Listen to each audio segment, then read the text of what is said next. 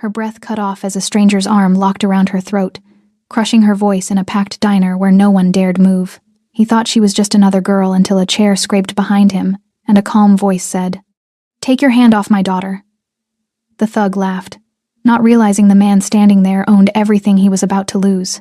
If this story pulled you in, make sure to hit that subscribe button so you never miss what's coming next. I've got another unforgettable story dropping tomorrow. And while you're here, jump into the comments and tell me where you're watching from.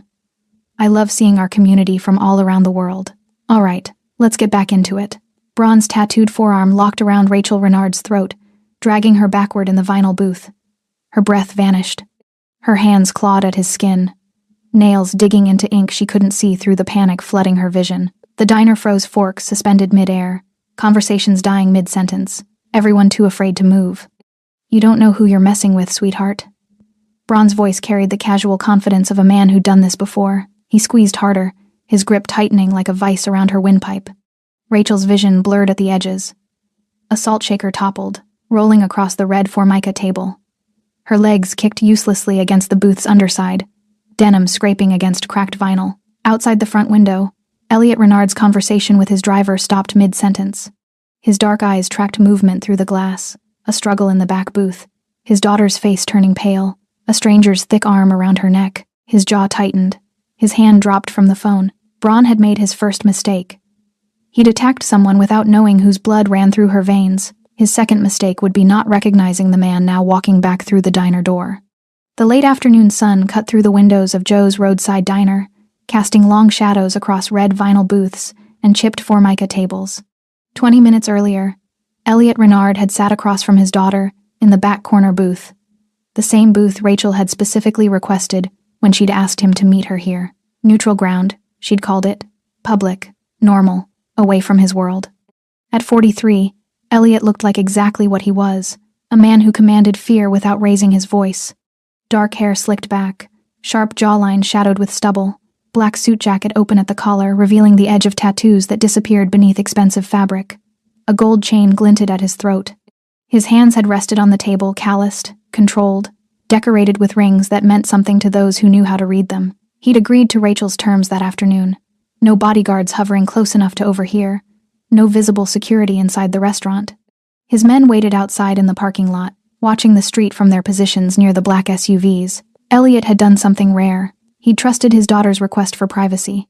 Now, as the glass door swung open and his polished dress shoes crossed the threshold back into Joe's diner, that trust transformed into something infinitely more dangerous. The restaurant had gone silent in his absence. That awful, pregnant silence where everyone knows something terrible is happening but no one dares intervene. Elliot's eyes found the scene immediately. Rachel, struggling in a stranger's chokehold, her face losing color.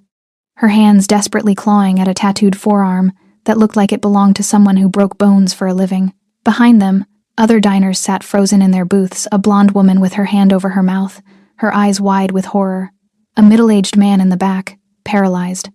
An older woman near the window, gripping her purse like it might protect her from what she was witnessing. None of them moved. None of them would. Elliot's expression didn't change as he walked deeper into the restaurant. His pace was measured, controlled the same deliberate stride he used when entering boardrooms or warehouses or back-alley negotiations. Each step purposeful, each movement calculated. Braun was too focused on Rachel to notice the approach. He leaned closer to her ear, his breath hot against her skin. "Should have been more careful who you pissed off, princess. Somebody wants you to remember your place." Rachel's fingers weakened against his forearm. Her chest heaved, desperate for air that wouldn't come. Black spots danced across her vision like static on a dying television. The floor creaked behind Braun. A shadow fell across the booth. Then a voice low, calm, and absolutely lethal cut through the silence. "Take your hand off my daughter." Braun's head snapped up.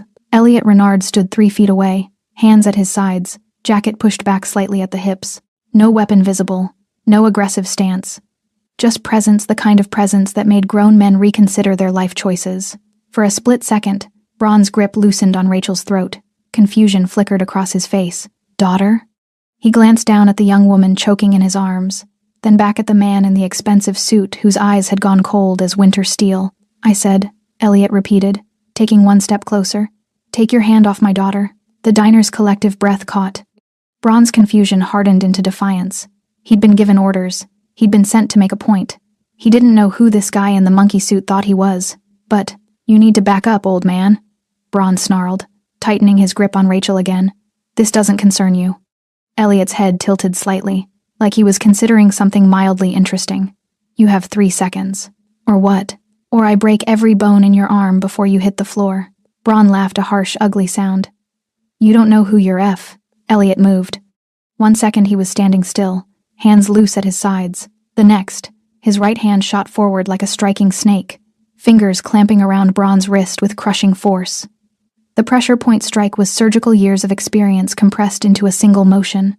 Braun's grip on Rachel's throat released instantly, his hand spasming open. Rachel gasped, sucking in desperate lungfuls of air as she collapsed forward onto the table, coughing violently. Elliot didn't stop. He twisted Braun's arm with brutal efficiency, using leverage and anatomy against the bigger man. Braun's body followed the direction of the pain, rising halfway out of the booth, before Elliot slammed him sideways into the aisle. Braun stumbled, catching himself against the adjacent table. He swung wildly, his left fist cutting through air where Elliot's head had been a heartbeat earlier. Elliot stepped inside the punch, driving his knee into Braun's solar plexus.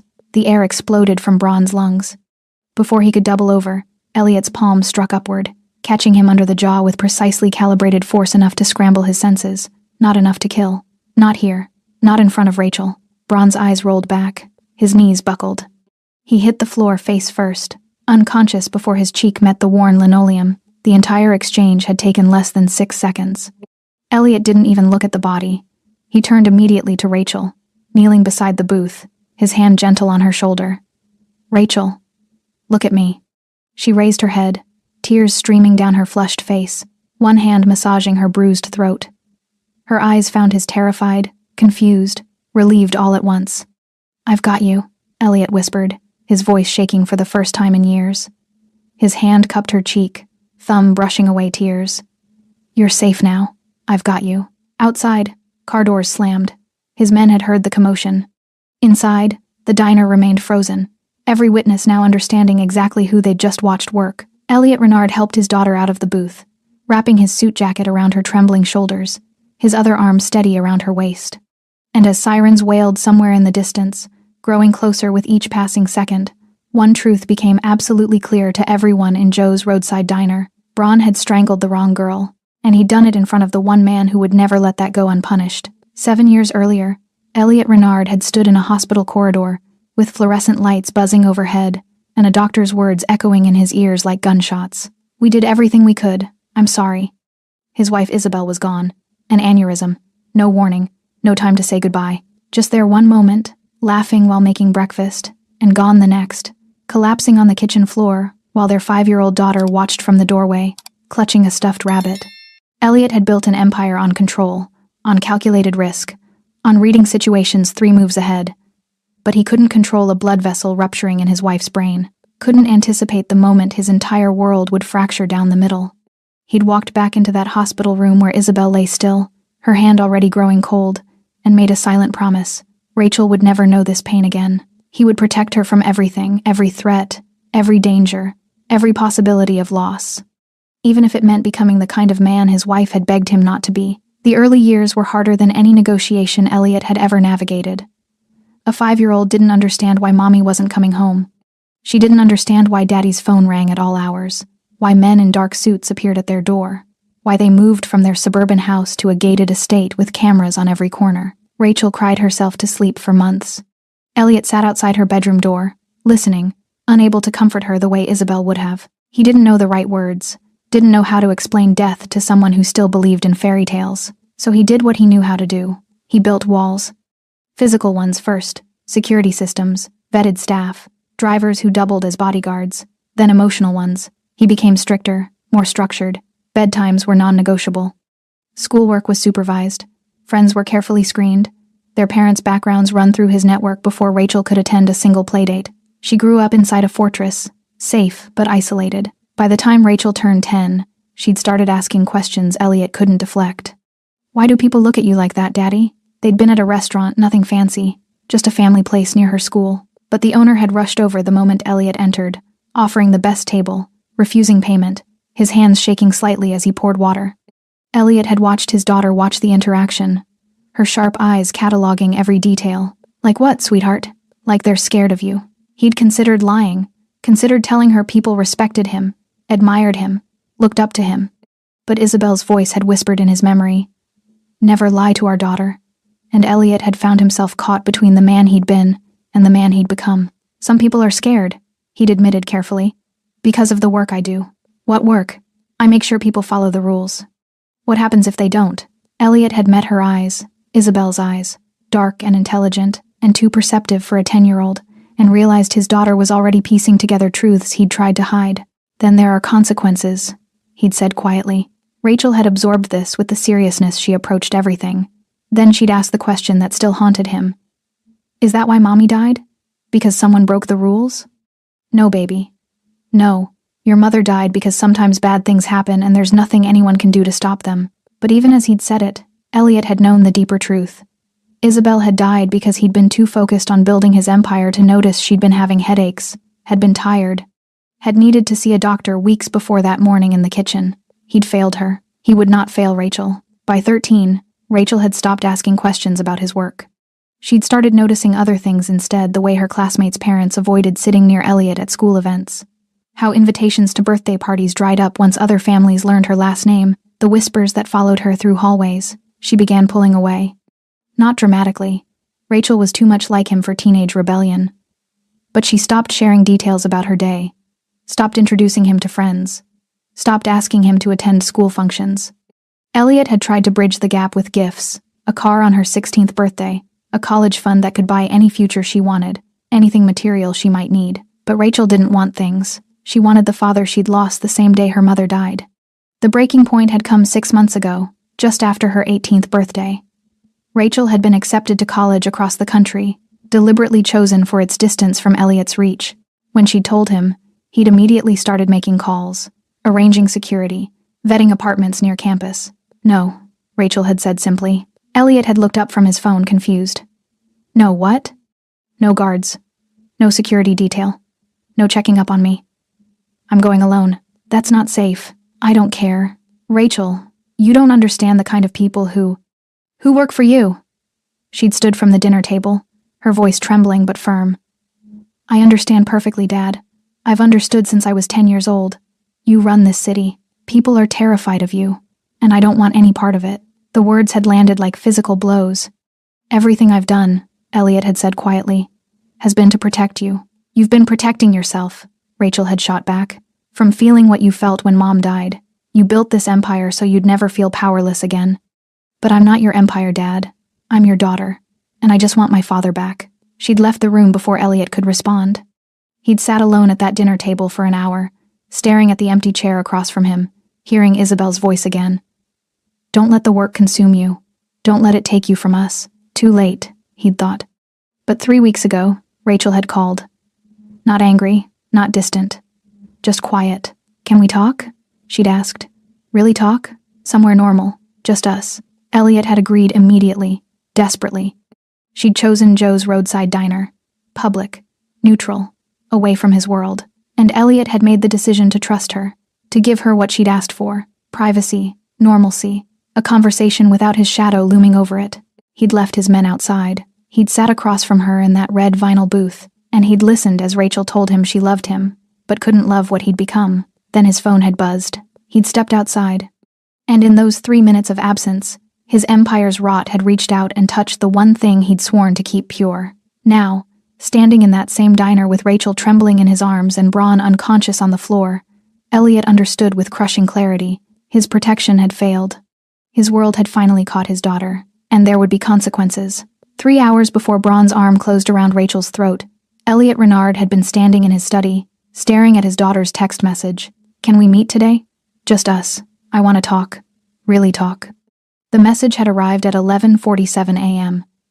Elliot had read it 17 times, analyzing every word choice, every implication. In his world, "we need to talk" usually preceded betrayal, demands, or ultimatums. But this was Rachel. And she'd said, "Just us." He'd typed and deleted 4 different responses before settling on, "Name the place." Her reply came instantly: "Joe's Roadside Diner, Route 9, 3 p.m. And Dad, please come alone.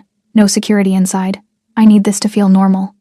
Elliot had stared at that word normal, like it was written in a foreign language. Normal wasn't something that existed in his life. Hadn't existed since Isabel died, and he'd made choices that turned protection into domination, safety into control. But Rachel was asking. So at 2:47 p.m., Elliot had pulled up to Joe's diner in his black Mercedes, leaving his usual convoy of SUVs a block away. His driver, Thomas, had protested quietly. His head of security had been more vocal. "Sir, we can't protect you if we're not." "Then don't protect me," Elliot had said simply. "Stay outside. Watch the perimeter. But my daughter wants normal, and for one afternoon, I'm going to give her that." He'd walked into the diner alone, scanning the room with instincts he couldn't turn off: exits, sightlines, potential threats. The place was half empty. A few truckers at the counter, a family in one booth, an elderly couple by the window. Rachel had already claimed the back corner booth, the one farthest from the entrance. She'd looked up when the bell above the door chimed, and for a moment, Elliot had seen the little girl who used to run to him when he came home, who'd trusted him completely before the world taught her not to. "Hi, Dad." Her voice had been soft, cautious. "Hi, sweetheart." He'd slid into the booth across from her, suddenly aware of how out of place he looked. Black suit, gold chain, tattoos creeping up his neck. Rachel wore a denim jacket over a simple shirt, her dark hair pulled back, no makeup. She looked young, vulnerable, beautiful in the way her mother had been beautiful. A waitress had appeared almost immediately. "Coffee? Please," Rachel had said. Elliot had nodded. Black. The waitress had poured, disappeared, left them in the uncomfortable silence that had become their default over the past year. Rachel had been the one to break it.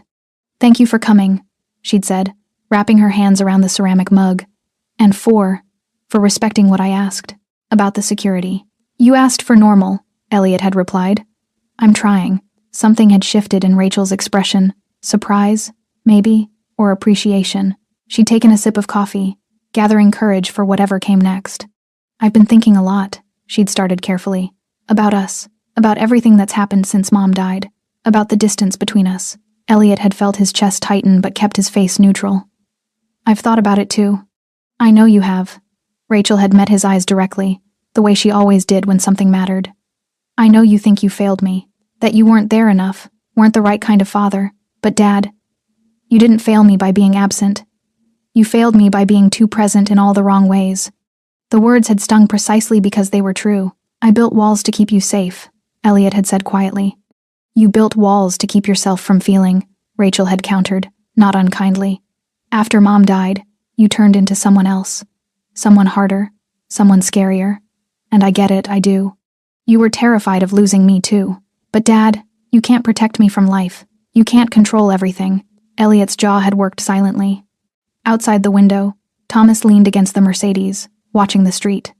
Normal people walked by, living normal lives, unburdened by the weight Elliot carried every day. "I love you," Rachel had said suddenly, her voice breaking slightly. "I need you to know that. Whatever else happens, whatever I'm about to say, I love you. You're my father, and you always will be." Elliot's throat had constricted. "I love you too, Rachel. More than, I know." She'd reached across the table, placing her hand over his. "That's why this is so hard. Because I know everything you've done. You've done because you love me. But I can't love this, Dad. I can't love what you've become. The empire, the fear, the way people look at you at me like we're dangerous. They look at you that way because of me," Elliot had said, anger creeping into his voice. "Not because of anything you've done. And I can fix that. I can—" "You can't fix it by being more of what you are," Rachel had interrupted gently. "You can only fix it by being less, by stepping back, by choosing me over the power." The waitress had returned with menus they hadn't asked for, sensing the tension and retreating quickly. Elliot had stared at his daughter, this brave, beautiful young woman who was asking him to dismantle everything he'd built. "If I step back," he'd said carefully, "there are people who will see that as weakness, people who will move against me, against us. Then maybe the empire isn't worth having," Rachel had said simply. "It's not that simple." "It is, though." She'd squeezed his hand. "Dad, I don't want your protection if it costs you your soul. I don't want security that comes from fear. I want you. Just you. The man Mom fell in love with. The father who used to read me bedtime stories and make terrible pancakes on Sunday mornings." Elliot had felt something crack inside his chest, a wall he'd spent 7 years building, starting to crumble. "I'm trying," he'd whispered. "God, Rachel, I'm trying, but I don't know how to be that man anymore. Yes, you do, she'd said. You're being him right now. Sitting here, listening to me, being vulnerable. They'd sat in silence for a moment, the weight of years between them starting to lift. Then, Rachel's expression had shifted, something darker crossing her features. There's something else I need to tell you, she'd said. Something that's been happening at school. Elliot had straightened immediately, instincts flaring. What kind of something? Men have been watching me, Rachel had admitted. Not obviously, but I've noticed the same faces. Different cars parked near campus. Someone asked my roommate questions about my schedule last week. Ice had flooded Elliot's veins. Why didn't you tell me immediately? Because I knew you'd react like this, Rachel had said. I knew you'd lock me down, put guards on me, turn my life into a prison again. But Dad, I'm telling you now because I trust you to handle it differently, to not overreact. Elliot's phone had buzzed in his pocket. He'd pulled it out, seen Thomas's name on the screen. I need to take this, he'd said. I'm sorry, just 1 second. He'd slid out of the booth, walked toward the front door. Thomas had sounded concerned about a car that had circled the block twice, and Elliot had stepped outside to assess. That's when everything had changed. Those 3 minutes outside discussing security protocols, scanning the street, making sure the perimeter was secure were the 3 minutes that shattered his promise to Rachel. The 3 minutes when his world had reached through the diner window and touched his daughter. When he turned back and seen Braun's arm around Rachel's throat, Elliot had understood with devastating clarity. Normal was never an option. Not for men like him. Not for daughters of men like him. And the empire he'd built to protect her had just proven to be her greatest danger. 48 hours before Braun walked into Joe's roadside diner, a photograph had been uploaded to an encrypted server that only Elliot Renard's inner circle could access. The photo showed Rachel Renard leaving her university campus, backpack slung over one shoulder, denim jacket catching afternoon sunlight. She was smiling at something on her phone, completely unaware she'd been photographed. Beneath the image, a single line of text. Protected property. Eyes only. Do not approach. The message was meant as a warning to Elliot's organization, a reminder that Rachel was untouchable, off-limits, sacred ground, that no one in the Empire was to go near under any circumstances. But information, like water, flows downward, and sometimes it gets contaminated along the way. Braun Casey wasn't important enough to have access to Elliot Renard's encrypted servers. At 28, he was exactly what he looked like, muscle for hire, a mid-level enforcer who collected debts, intimidated witnesses, and did the kind of work that required more brawn than brains. He worked for Derek Hammond, who worked for someone who eventually answered to Elliot Renard. The chain of command was long enough that Braun had never actually met the man at the top, had never needed to. In Braun's world, Elliot Renard was more myth than man, a name whispered in back rooms, a reputation that kept people in line. But Braun had never seen him, never dealt with him directly, never had reason to fear him personally. That was his first mistake. His second was trusting Derek Hammond's judgment. 2 days ago, Braun had been sitting in a dive bar on the south side, nursing his third beer and watching a basketball game he had money on, when Derek had slid into the booth across from him. Got a job for you, Derek had said without preamble. He'd been nervous. Braun had noticed fingers drumming on the table, eyes darting toward the door every few seconds. What kind of job? Derek had pulled out his phone, swiped to a photo, and turned the screen toward Braun. The image showed a young woman, early 20s, dark hair, pretty in an understated way. College girl, from the look of the background. This girl's been causing problems, Derek had said, running her mouth, making threats. Boss wants her scared. Not hurt, just scared enough to remember her place. Braun had studied the photo, memorizing features. What'd she do? Does it matter? Derek had snapped, his nervousness bleeding into irritation. You want the job or not? $5,000 for 10 minutes of work. Follow her. Corner her somewhere public enough that she can't scream, but private enough that you won't get arrested. Put your hands on her. Make it clear what happens if she doesn't shut up. $5,000 for intimidating a college girl. Easy money. The kind of job Braun had done a dozen times before. Who is she? Braun had asked, because he always asked. Knowing context kept you alive in this business. Nobody important, Derek had said, too quickly. Just some girl who thinks she can threaten the wrong people. You in or out? Braun had taken the job. What he didn't know, what Derek Hammond himself didn't fully understand, was that the photograph had been lifted from the protected server by Derek's cousin, a low-level IT contractor who'd been trying to impress Derek with his access to insider information. The cousin had seen Rachel's photo, seen the words protected property, and misunderstood completely. In his limited understanding of how the organization worked, he'd assumed protected property meant Rachel was someone's girl, a mistress, maybe, or an informant who needed to be kept in line. He'd sent the photo to Derek with a fabricated story about Rachel threatening to go to the police, thinking he was helping solve a problem. Derek, ambitious and stupid in equal measure, had seen an opportunity to prove himself. If he could quietly handle a potential threat before it reached higher management, maybe he'd get noticed, maybe he'd move up the chain. So he'd given Braun the job. And Braun, who trusted Derek's judgment about as much as any enforcer trusts any middle manager, had pocketed the cash advance and started following Rachel Renard. For 2 days, Braun had tracked her movements, campus to coffee shop to library to an off-campus apartment she shared with roommates. Nothing interesting, nothing unusual, just a normal college girl living a normal life. It had seemed almost too easy. This morning, Braun had followed Rachel's car as it headed east on Route 9. When she'd pulled into Joe's roadside diner, Braun had parked 3 spaces down and watched through the window as she'd settled into a back corner booth. Alone. Unprotected. Perfect. He'd waited 15 minutes, watching her order coffee, check her phone, glance toward the door like she was waiting for someone. When a man in an expensive black suit had walked in and slid into the booth across from her, Braun had assumed it was a boyfriend. Rich kid, probably. Someone who'd make the scare tactics even more effective.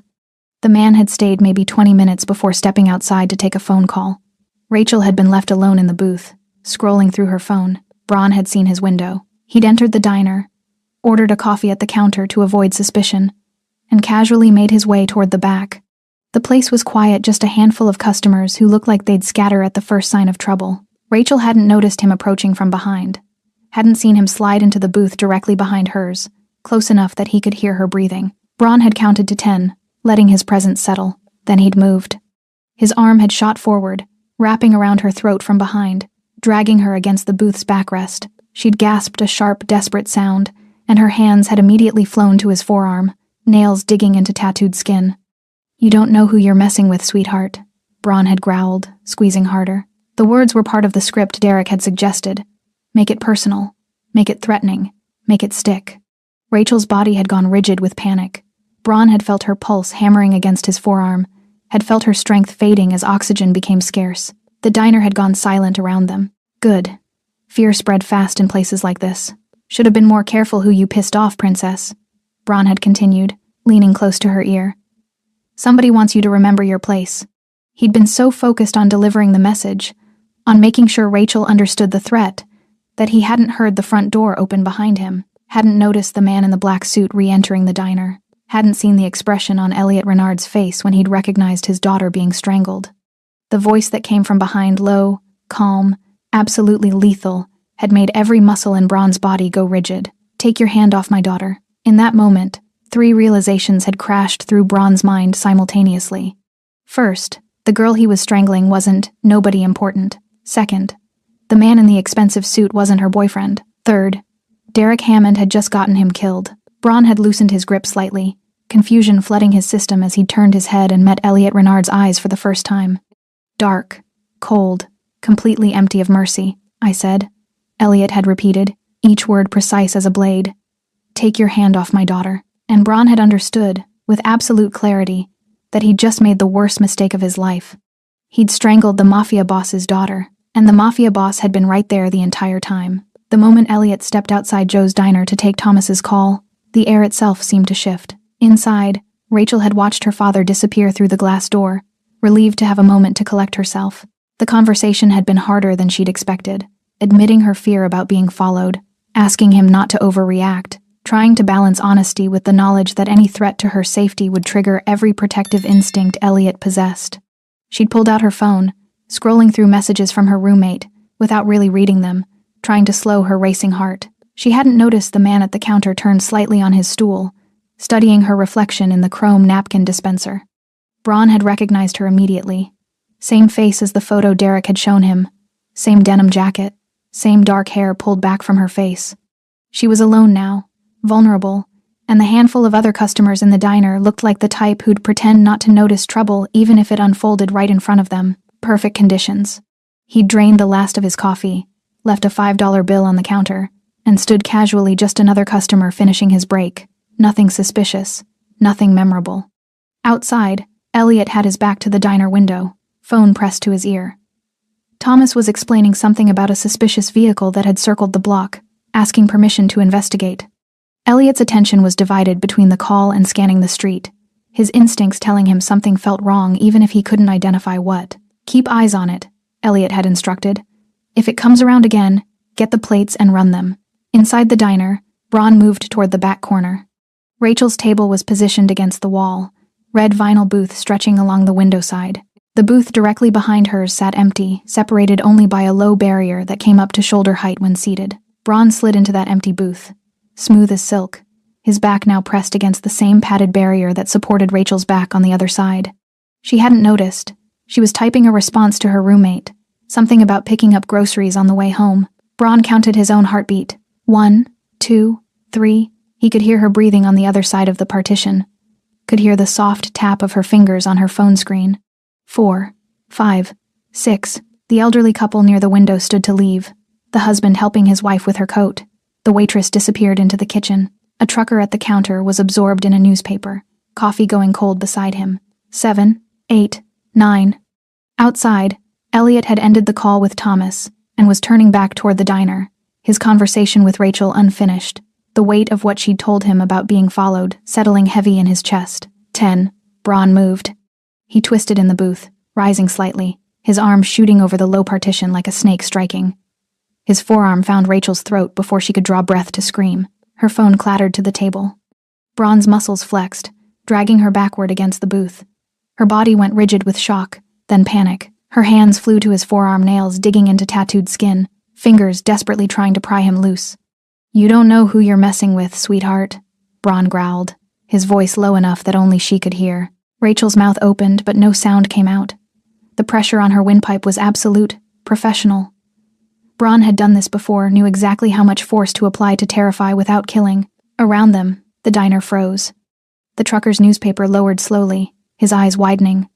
A blonde woman 3 booths away gasped, her hand flying to her mouth.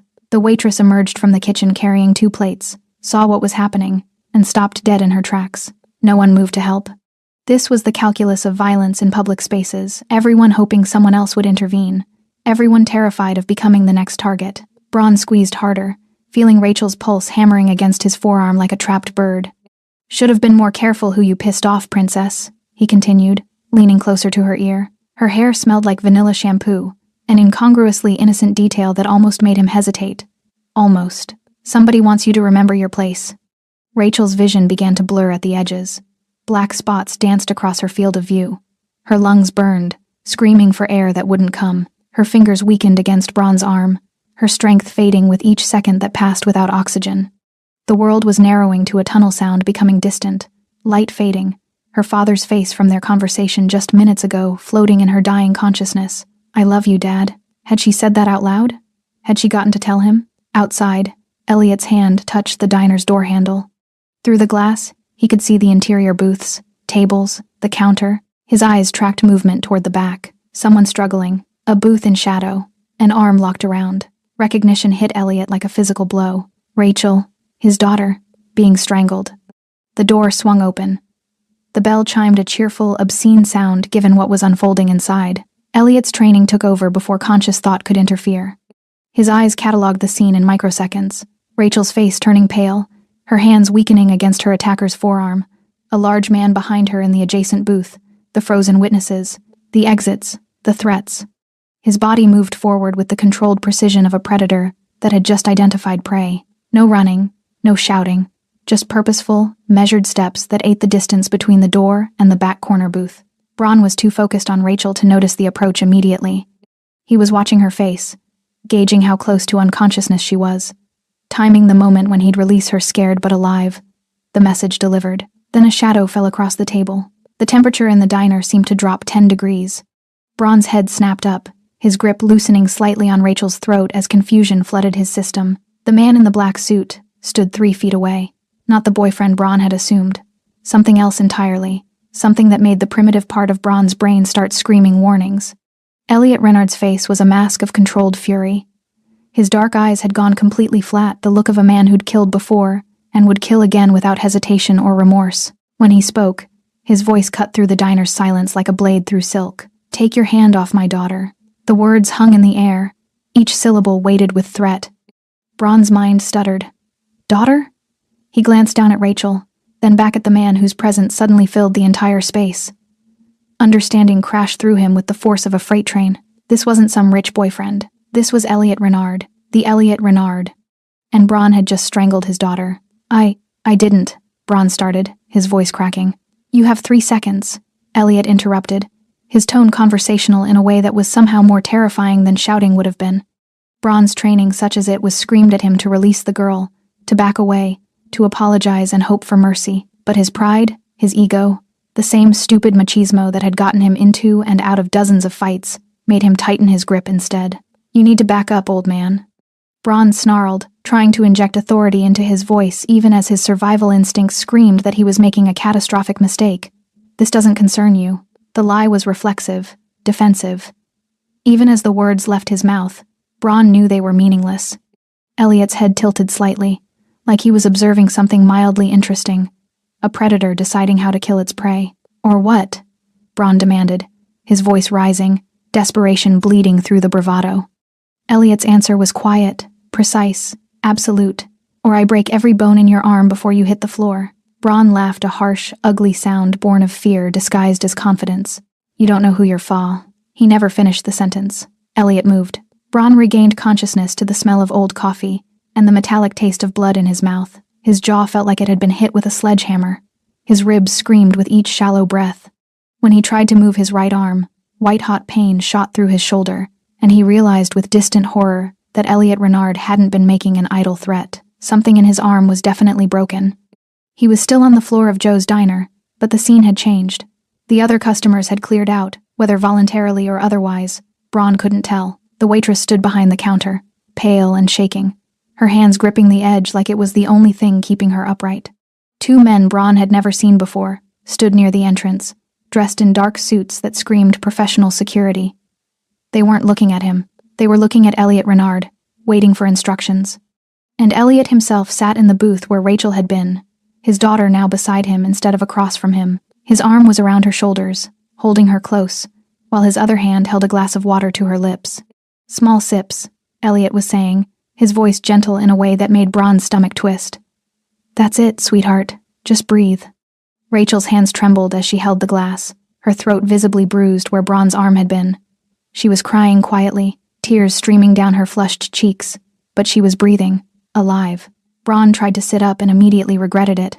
Pain exploded through his torso, forcing a groan from his lips. The sound drew Elliot's attention. Those dark eyes shifted from his daughter to Braun, and the transformation was instantaneous. The gentle father disappeared, replaced by something cold and calculating and utterly merciless. "Get him up," Elliot said quietly to the 2 men by the door. They moved immediately, crossing the diner in synchronized steps. Strong hands gripped Braun under his armpits, hauling him to his feet despite his broken arm and cracked ribs. He bit back a scream, stars exploding across his vision. They dragged him to a chair at the counter, forcing him down onto the cracked vinyl stool. One of the men produced a zip tie from inside his jacket, securing Braun's good hand to the stool's metal frame. Elliot stood slowly from the booth, his movements deliberate. He pressed a kiss to the top of Rachel's head, murmured something Braun couldn't hear, then walked toward the counter with the measured pace of an executioner approaching the scaffold. He stopped 3 feet from Braun, hands in his pockets, his expensive suit somehow still immaculate despite the violence that had just unfolded. "What's your name?" Elliot asked conversationally. Braun's mouth was dry, his tongue felt thick. Braun Casey. Braun. Elliot repeated it like he was tasting the syllables, filing them away. "Who sent you?" The question landed with the weight of inevitability. Braun had known it was coming, had been rehearsing answers from the moment Elliot's fist had connected with his jaw. "I don't." "Let me save us both some time," Elliot interrupted, his tone still conversational, but edged with something that made Braun's skin crawl. "You're going to tell me who sent you. You can tell me now, quickly and completely. Or you can tell me in 20 minutes after my associate here," he gestured to one of the suited men, "breaks your other arm. Either way, I'm getting the information. The only variable is how much you suffer first." Braun's survival instincts warred with his sense of self-preservation. Ratting out Derek Hammond meant becoming a target, but looking into Elliot Renard's eyes, Braun realized he was already a target, and his life expectancy could now be measured in hours rather than years. "Derek Hammond," Braun gasped, the name spilling out before he could stop it. "Derek Hammond gave me the job. Showed me a photo, said the girl was causing problems. Needed to be scared. I swear to God, I didn't know she was your daughter." Derek Hammond.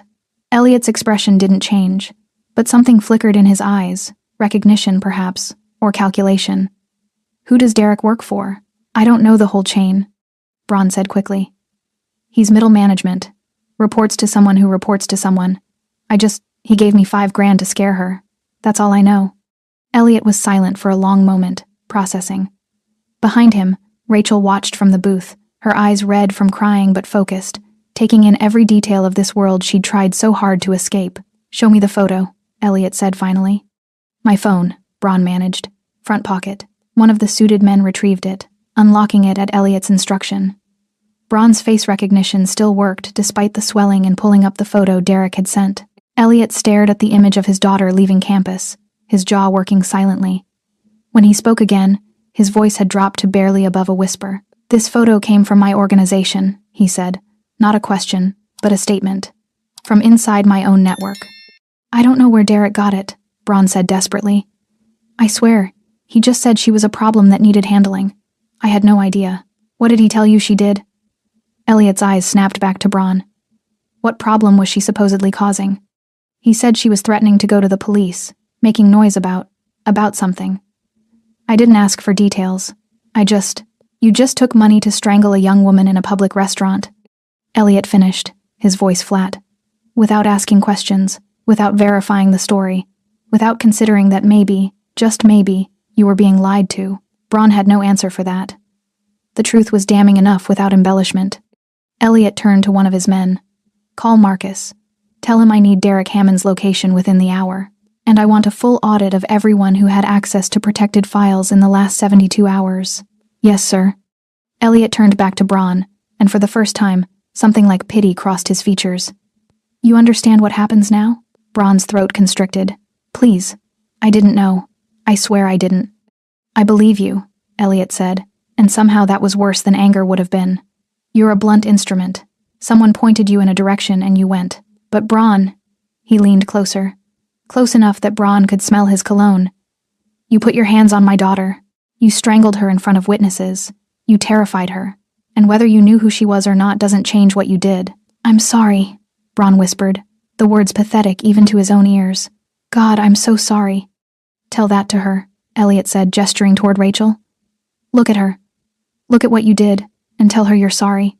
Braun forced himself to turn his head, to meet Rachel's eyes across the diner. She looked so young, so vulnerable, the bruises on her throat already darkening to purple. She held her father's jacket around her shoulders like armor, and when their eyes met, Braun saw no forgiveness there. Only fear and disgust. "I'm sorry," he said, his voice breaking. "I'm so sorry." Rachel said nothing. She just turned her face against her father's shoulder, unable or unwilling to look at him anymore. Elliot straightened, nodding to his men. "Take him. Put him somewhere quiet until we sort out the chain of command. I want him alive for now. He's evidence." The zip tie was cut. Hands gripped Braun's arms, the broken one making him howl, and dragged him toward the exit. As they reached the door, Braun risked one last look back. Elliot Renard had returned to the booth, sitting beside his daughter, his arm around her shoulders, whispering things Braun couldn't hear. The diner had become their private space, a father and daughter in the aftermath of violence. And Braun understood with absolute clarity that he just witnessed the most dangerous thing in the world. Not Elliot Renard's capacity for violence, but his capacity for love, and what happened when someone threatened it. The door closed behind him, the bell chiming cheerfully, and Braun Casey disappeared into the back of a black SUV, knowing he'd never be the same man again, if he was allowed to remain a man at all. The safe house was 15 miles outside the city, a nondescript 2-story building that could have been anyone's suburban home. Elliot had purchased it 6 years ago, under a shell corporation, one of a dozen properties scattered across the state that existed for moments exactly like this. Rachel sat on the leather couch in the main room, a blanket wrapped around her shoulders despite the warmth of the afternoon. She hadn't spoken much during the drive from Joe's diner, just stared out the window while Elliot's driver navigated surface streets with practiced efficiency. Elliot stood by the window now, phone pressed to his ear, his third call in the past 20 minutes. His jacket hung on a chair, his shirt sleeves rolled up, revealing the full extent of the tattoos that marked his arms, remnants of a younger, hungrier version of himself. "I don't care if you have to wake him up," Elliot said into the phone, his voice carrying the edge of barely controlled fury. "I want Marcus Trent in my office in 1 hour. No excuses." He ended the call, immediately dialing another number. Rachel watched him, recognizing the transformation she'd witnessed countless times throughout her childhood. This was Elliot Renard, the crime boss, efficient, ruthless, completely focused on eliminating threats. The gentle father who'd held her in the diner had receded, replaced by the man who'd built an empire on fear and control. "Dad," she said quietly. Elliot held up one finger weight as the call connected. "Thomas, I need you to pull surveillance footage from every camera within 3 blocks of the diner. I want to know who Derek Hammond has been meeting with, who he's been calling, everywhere he's been in the past week." He listened for a moment, then, "I don't care if it takes all night. This came from inside our organization. Someone in my house put my daughter's photo in the hands of a thug who nearly killed her. I want names, Thomas. All of them." Another pause. Elliot's jaw tightened. No police. This stays internal. We handle our own problems." He hung up, immediately starting another call. "Dad," Rachel tried again, louder this time. Elliot turned, his expression softening slightly when he met her eyes. "Just one more call, sweetheart, I promise." But Rachel stood, letting the blanket fall to the couch. "Stop." The single word, delivered with quiet force, made Elliot pause mid-dial. "Stop making calls," Rachel continued, her voice steady despite the tremor in her hands. "Stop planning. Stop whatever it is you're about to do. Just stop and talk to me." Elliot lowered the phone slowly, confusion flickering across his features. "Rachel, I know what you need to do," she interrupted. "You need to find Derek Hammond. You need to trace how my photo got leaked. You need to eliminate the threat and make an example so this never happens again. I know, Dad. I've watched you do this my entire life. Then you understand. I understand that you're about to become exactly what I asked you not to be," Rachel said, her eyes filling with tears. 3 hours ago, we sat in that diner, and I asked you to choose me over the Empire. I asked you to step back, to be different, and now, the first time something goes wrong, you're right back to this. Elliot set his phone down on the table with deliberate care. "Rachel, someone tried to kill you. Someone tried to scare me," Rachel corrected, "and they failed. I'm alive. I'm okay. Bruised, terrified, but okay, because you were there. And if I hadn't been?" Elliot's voice rose slightly, emotion cracking through his control. "If I'd stayed outside 30 seconds longer? If I hadn't seen what was happening? You would be dead, Rachel. My daughter would be dead because someone in my organization made a mistake. So fix the mistake," Rachel said, "but don't let it consume you. Don't let it turn you into," she gestured at the phones, the security monitors on the wall, the locked cabinet that probably contained weapons, into this. Elliot stared at her, the weight of her words settling over him like a physical burden. He moved to the couch, sitting heavily, his head dropping into his hands. For a long moment, neither of them spoke. When Elliot finally looked up, his eyes were red-rimmed. "I don't know how to protect you without being this," he admitted, his voice raw. "Every instinct I have is screaming at me to burn down everything and everyone who had any part in what happened today. To make sure the entire city knows what happens when someone touches my daughter." Rachel sat beside him, taking his hand. "I know, but Dad, that's exactly what I'm afraid of. Not the people who might hurt me. I'm afraid of losing you to this. To the violence and the revenge and the empire that takes and takes until there's nothing left of the man my mother loved. Your mother," Elliot's voice broke. "Isabel would have known what to do. She was better at this than me. Better at being human." "She loved you," Rachel said softly. "The real you. Not the empire. Not the power. Just you. And I love you too, Dad. But I need you to trust that there's a way through this that doesn't end with more bodies and more fear." Elliot was quiet for a long moment, his thumb tracing circles on the back of Rachel's hand, the same unconscious gesture he'd done when she was little and couldn't sleep. "I have to find Derek Hammond," he said finally. "And I have to find out how your photo got leaked. That's not negotiable, Rachel. This threat came from inside my organization, which means there's rot in the foundation. If I don't cut it out, it will spread." "Okay," Rachel said. "Then cut it out." "But Dad," she squeezed his hand, "don't burn down the whole house to kill the termites." A ghost of a smile crossed Elliot's face. That's a very specific metaphor. Mom used to say it, Rachel admitted. When you'd come home angry about business, she'd tell you that sometimes the measured response was harder than the nuclear option, but it was the one that let you sleep at night. Elliot closed his eyes, and Rachel saw tears escape from beneath his lashes. I miss her, he whispered. God, I miss her every single day. Me too. Rachel leaned her head against his shoulder. But she's not here, Dad, so we have to be better for each other. We have to be enough. They sat in silence for a while, father and daughter, survivors of violence and loss. Finally, Elliot's phone buzzed. He glanced at the screen. Marcus Trent had arrived at the office. I need to go, Elliot said quietly. I need to get answers. I know. Rachel straightened, wiping her eyes. But promise me something. Anything. Promise me that when you find Derek Hammond, when you find whoever leaked my photo, you'll remember that I'm watching, that every choice you make now, I'm going to live with. That the kind of father you are in the next 24 hours is the kind of father I'm going to remember for the rest of my life. Elliot cupped her face in his hands, studying her like he was memorizing every detail.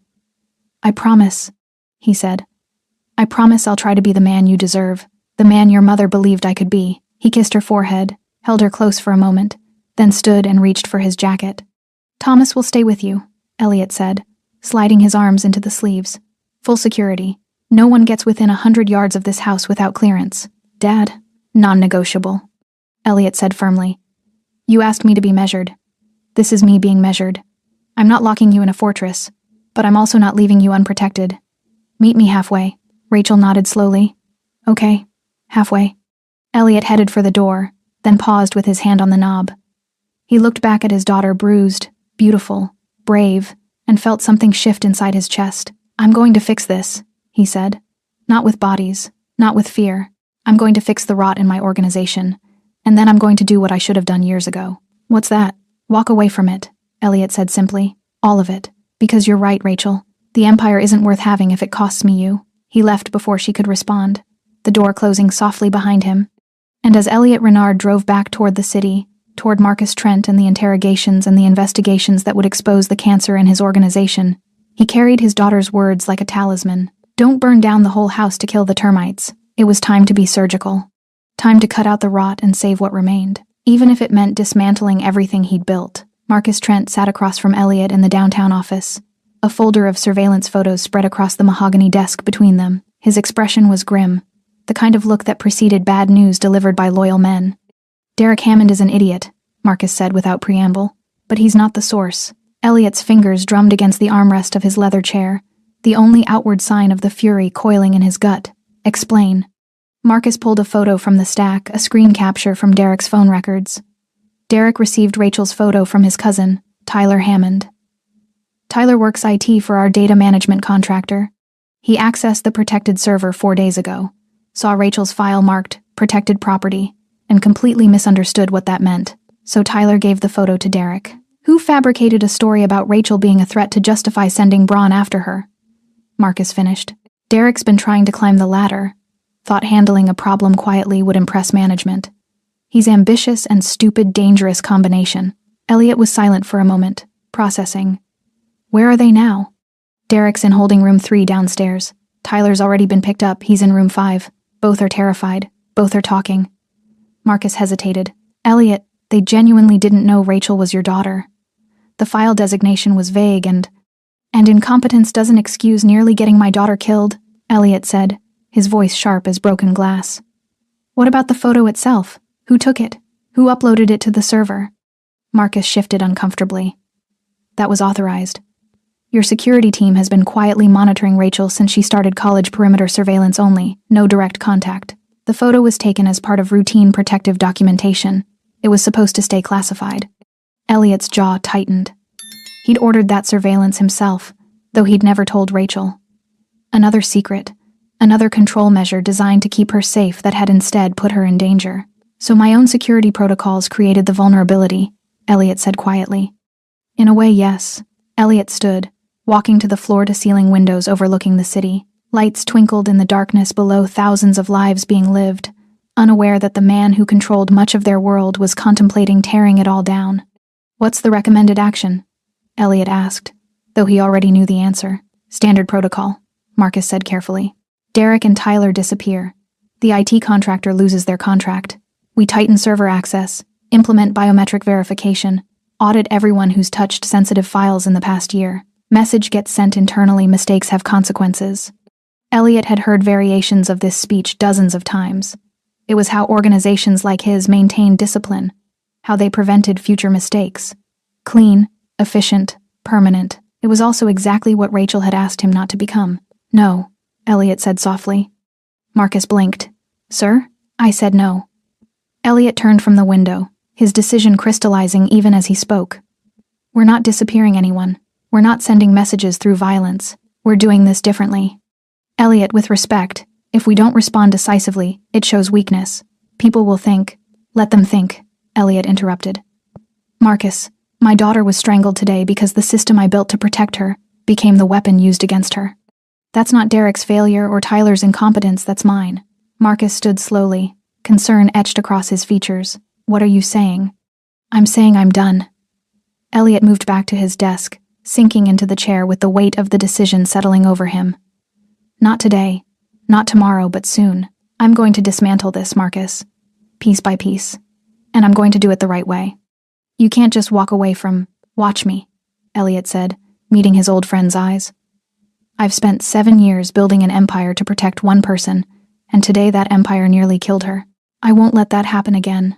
Marcus was quiet for a long moment. What do you want me to do about Derek and Tyler? Fire them, Elliot said simply. Strip them of access.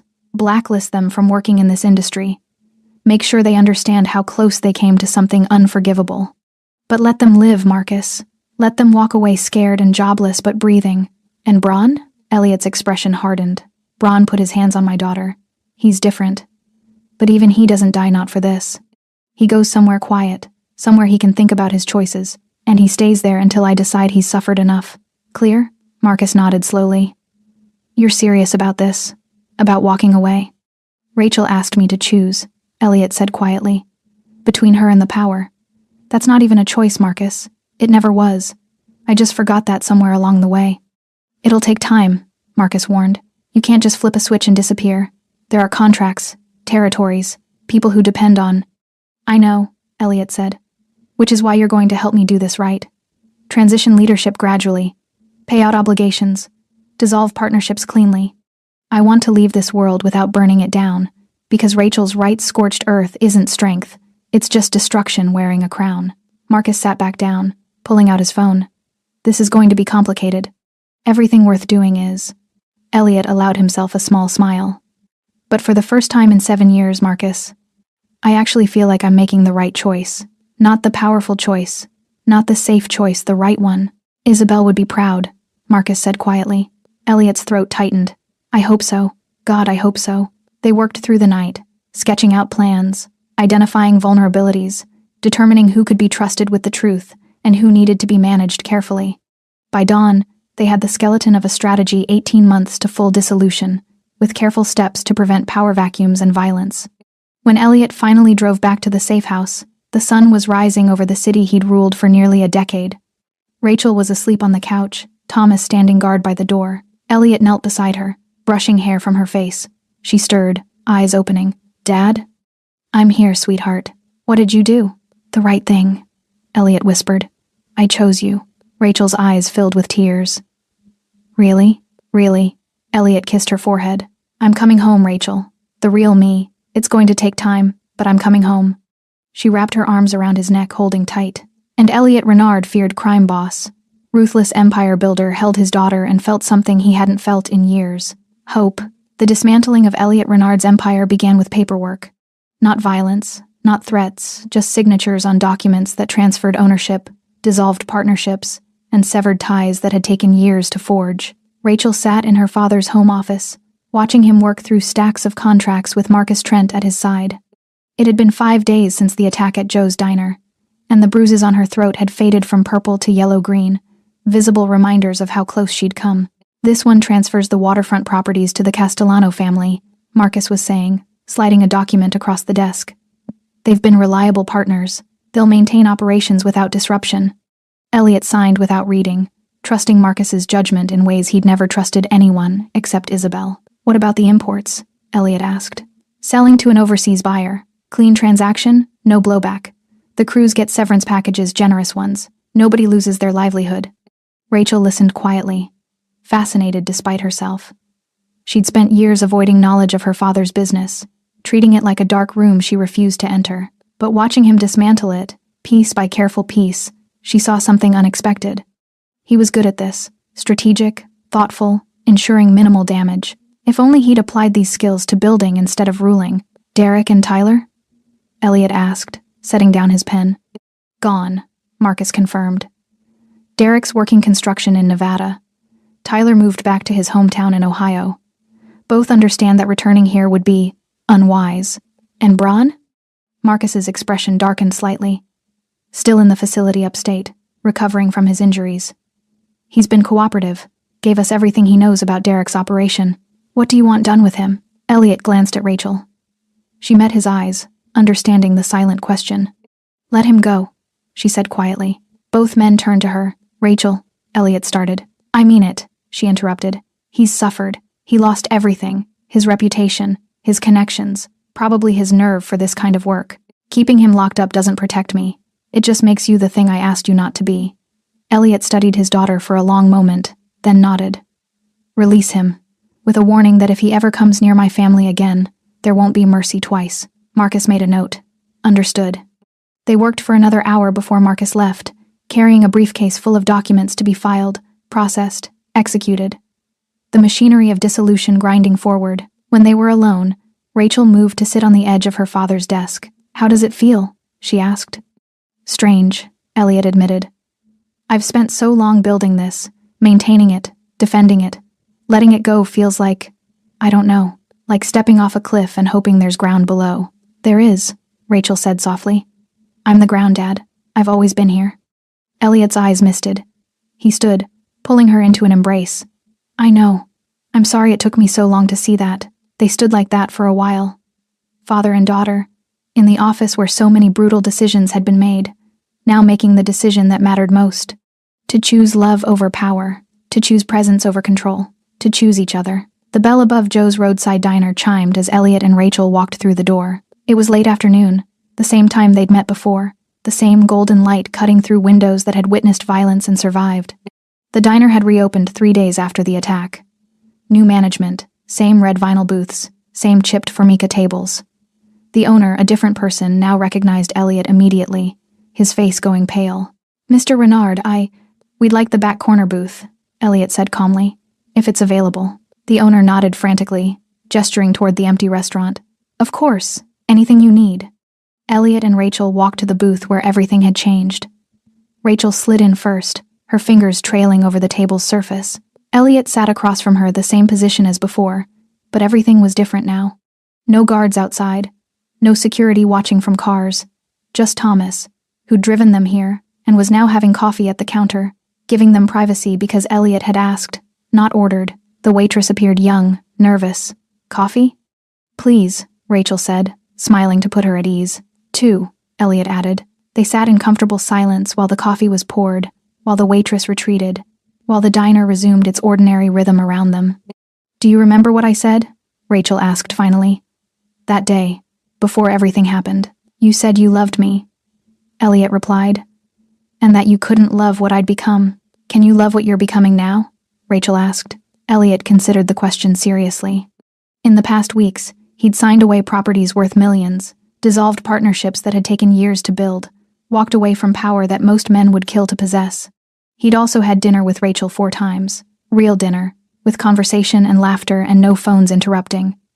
He'd attended her college art show, standing in the back like any proud father. He'd taught her to change a tire in his driveway, getting grease on his expensive pants and not caring. I'm learning to, Elliot said honestly. It's harder than I expected. Being ordinary, being present without being in control. You're not ordinary, Rachel said. You're just being a dad. That's all I ever wanted. Elliot reached across the table, taking her hand. I know. And I'm sorry it took nearly losing you to understand that. Rachel squeezed his fingers. We're here now. That's what matters. The door chimed again. A family entered, parents with 2 young children, looking for a place to eat. They glanced at Elliot, saw nothing threatening, and chose a booth near the window. Just another customer. Just another father. Elliot watched them settle in, the mother helping the youngest with a coloring sheet, the father ordering for everyone. Normal. Simple. The life he'd never thought he wanted, the life he was learning to build. What happens now? Rachel asked. Elliot turned back to her. Now, we finish our coffee, maybe order some pie. Then I drive you back to campus, help you study for your exam like you asked. And after that? After that, we do it again tomorrow, and the day after. We build a life, Rachel. Not an empire, just a life. Together. Rachel's eyes filled with tears, the good kind. I'd like that. They stayed in that booth for over an hour, talking about everything and nothing her classes, his plans to maybe start a legitimate business, places they wanted to travel together. When they finally stood to leave, Elliot dropped cash on the table, including a generous tip. As they walked toward the exit, Rachel paused, looking back at the booth where Braun had attacked her, where her father had saved her, where everything had changed. Thank you, she said quietly. For what? For choosing me. Elliot wrapped his arm around her shoulders, pulling her close as they walked out into the fading sunlight. Always, he promised. From now on, always. The Mercedes pulled away from Joe's diner, carrying a father and daughter toward a future neither had imagined possible. Behind them, the diner stood quiet, its red vinyl booths waiting for the next story, the next crisis, the next moment when ordinary lives intersected with extraordinary choices. But for Elliot and Rachel Renard, the story had already been written, not in violence or power or fear, but in the simple, profound truth that love, real love, required the courage to let go of everything except what mattered most, each other. Thanks for staying with this story right till the final moment. You're the reason these stories come alive. If you're ready for another powerful journey, just tap the next video on your screen. And before you go, leave a quick comment and rate this story from 1 to 10. I'm excited to see your thoughts and connect with you down there.